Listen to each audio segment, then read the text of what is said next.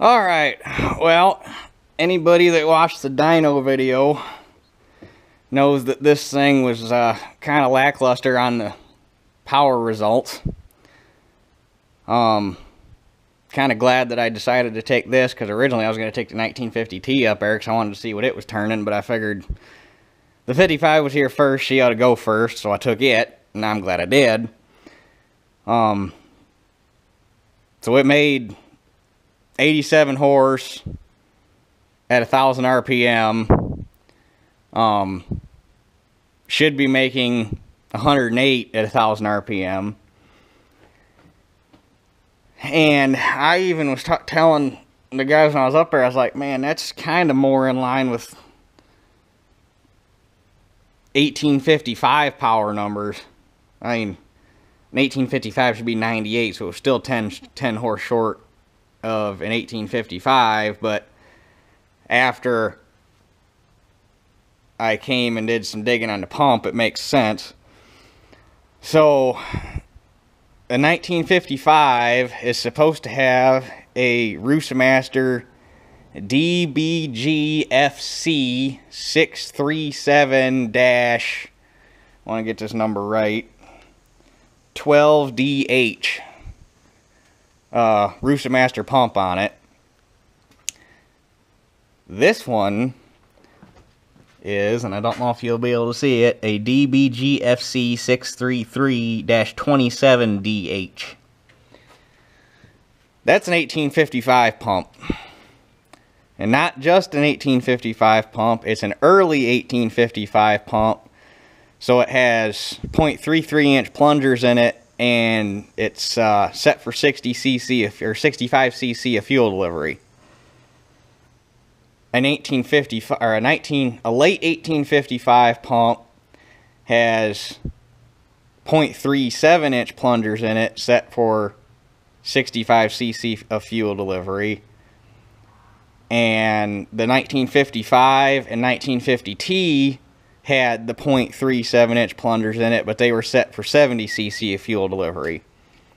So for all intents and purposes, with that pump on there, this is just an early 1855 now.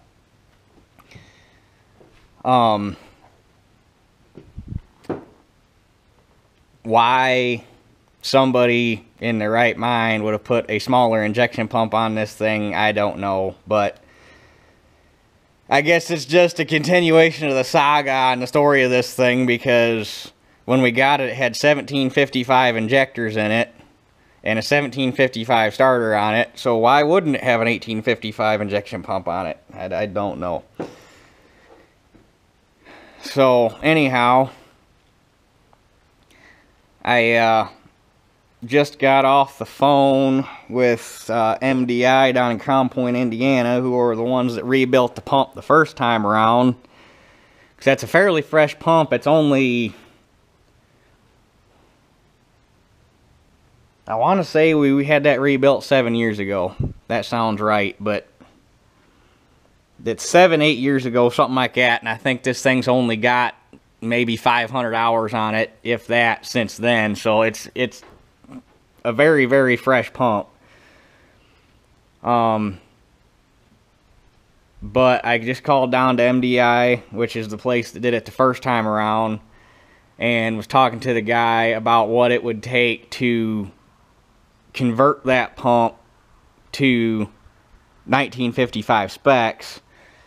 And he got a reman rotor and head on the shelf right now. He'd sell me for 450 bucks plus parts and labor to install it and freshen the pump back up. Or Stanadine, which bought Roostermaster, still makes a brand new head and rotor for this pump to put it to 1955 specs for $750 and some change, I think, or $720 and some. It was $700 and some change, plus the parts and labor to install it and freshen the pump back up. But they can't get the new parts because since this country decided to sell its soul to the devil and we don't build anything anymore, most of the Stanadine parts are built in Italy. And obviously because of COVID, Italy got tore the fuck up because half of the northern part of Italy is owned by China. And because of that, Stanadine hasn't been producing parts, so they can't get the new pump, or they can't get a brand new head and rotor for it. There's none in stock because they haven't been building anything.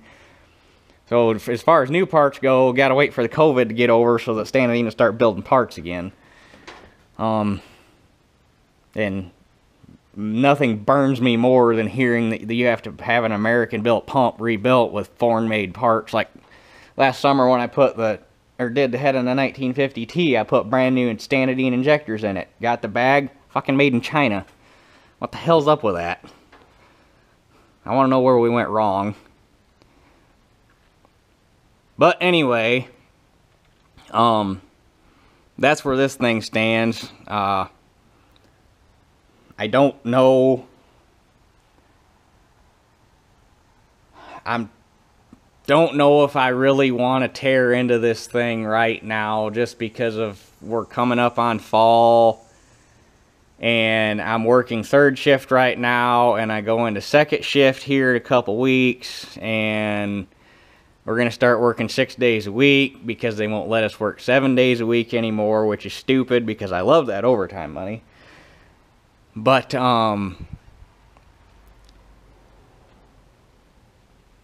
with all that, I'm going to start working on the 8700 here tomorrow. So that's going to be a project. I just don't know if I want to tear into this right now because it's not going to... There's nothing physically wrong with the pump or the motor or anything. It's just the wrong pump. So it's not going to hurt the tractor to run it like this. Obviously, it's been running like this since we had it. It's just... It's an 1855, not a 1955 for all intents and purposes. And yeah, that's basically where we're at on this thing. I told him I would think about it. He said he could give me a quick turnaround if I got it. He said he'd turn it in 2 days for me once he got it, but I can't get it down. I'd have to take a day off of work to get it down there if I drove it.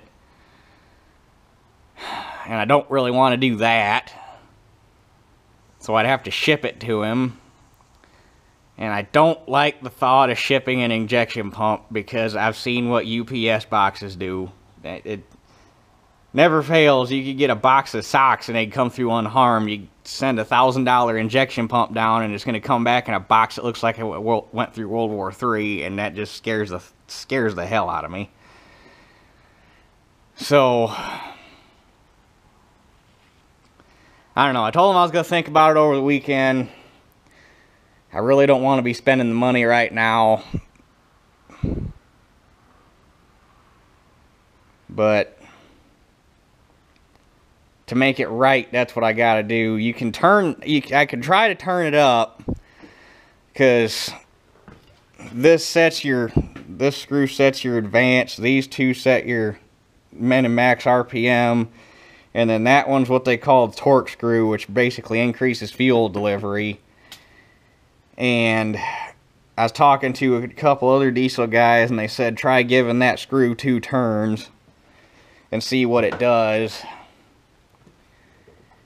But that's still not right. And I'd rather have it right. I'd rather just have it be a 1955 pump and have it set factory, because I don't even think I would have him turn it up. He said he'd turn it up 10% for me. I think if I had him turn it up, I'd only have him go 5 because it is a 310. But if this, I mean, I've been running it. It's kind of amazing what this thing's been doing that I've been asking of it, knowing that now that it's only running 87 horse. Or, well, it's running 87 horse at 1,000 RPM. You run it up to 900, it's making 92 horse, and then it starts to fall off after that. So apparently its torque curve peaks right around 900. Actually, I think if you look back in the video, my torque must have peaked right about 850 on the PTO. because it started to fall off after that. So for all intents and purposes, it's a 92 horse tractor, and I've been pulling a 5-bottom plow, an 11-shank chisel plow, 11-shank 3-point plow. I pulled my 9-shank soil saver with it for a while. It's kind of impressive what I've been getting out of a 92 horse tractor, in all honesty. But yeah. So like I say, I don't know what I'm gonna do. It's not real. I don't really want to tear into another project because we got enough shit going on around here right now. Time will tell, I guess. But had several guys ask me what the problem was. I figured it was easier to make a video about it because of what I found out. So that's the story, and that's where we're at. Stupid. There's been more stuff wrong, screwed up, not right on this tractor. But eventually I'm going to run out of shit to fix, and it'll just be right. Hopefully, one of these days. The other thing, I really need to get the hood fixed. My damn trim piece right here cracked on me this spring. So, Maple Leaf, that piece came out of Agco. Since then, there's a company called Maple Leaf Farms that reproduces all this trim, and theirs is a lot, because this is actually supposed to be kind of textured, like bumpy, I guess is the best word. It's supposed to have like a bumpy texture to it, and it's supposed to be a little thicker. And Maple Leaf Farms, or Maple Spring Farms, Maple Leaf Farm, what's Maple something Farms, reproduces that now right, and it's molded thicker, so it'll hold up better. I need to get one of those for it because that's annoying the crap out of me. But anyway, I guess that's enough rambling about this thing, because this is just supposed to be about the pump real quick. So anyway, that's the explanation on this. Hopefully going to start working on the 8700 tomorrow. Got my radiator back, so be looking out for that. And that's it for this one. We'll catch y'all on the next one.